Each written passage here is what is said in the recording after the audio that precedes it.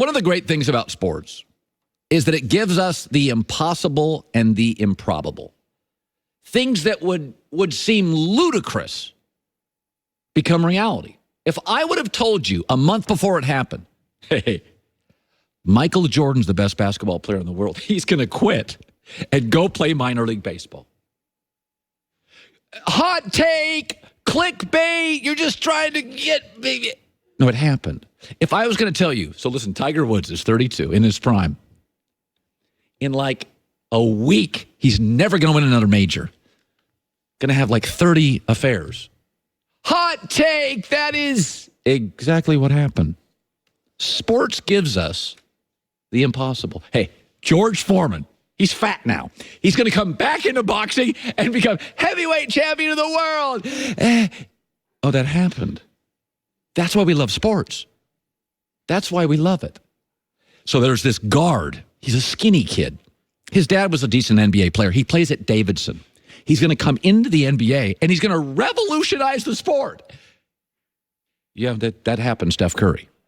That's why I love sports. So Jeff Van Gundy's on TV this weekend. And he says something, and I love his courage to say something, which I agree with him, but it's going to get pushback, and people are going to rip him, and they're going to roll their eyes. But MJ played minor league baseball. The little kid from Davidson revolutionized basketball. George Foreman came out of retirement to become heavyweight champ. And Tiger Woods at 32, unraveled and never won another major. So here's what Jeff Van Gundy said during a Laker broadcast. They have to rebuild this roster, right? And to me, it could be a trade, for an Anthony Davis, or I think they need to explore trading LeBron for getting as much as they can. What are you doing? Seriously. No, seriously, what are you doing? No, you got to get on the right timeline. I'm going to say, if I could trade him for the Clippers into cap space, which would give me a better chance to get Durant or Kawhi Leonard, would I not do that? Okay, LeBron James is not getting traded, okay? You got to put everything on the table. No, you can't. Mike, why are we even entertaining this, man? Why? I don't understand how you would...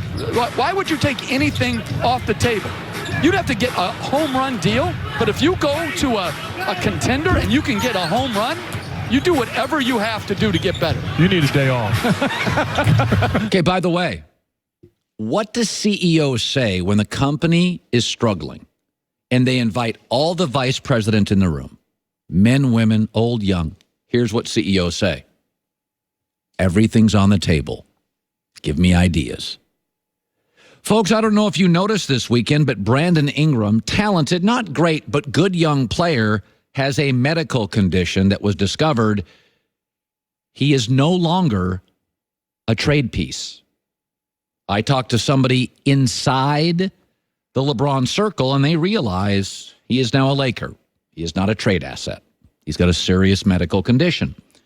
Lonzo Ball, by the way, it was announced this weekend, is out for the rest of the year, meaning he has now missed as many games as he's played in his first 2 years in the NBA. They cannot trade for Anthony Davis. It's over. They don't have the assets. The number one asset they have is LeBron. The number two asset they have is Kyle Kuzma, shot 31% from threes. Their number three asset is, cross your fingers, maybe a lottery draft pick. You've got to consider everything.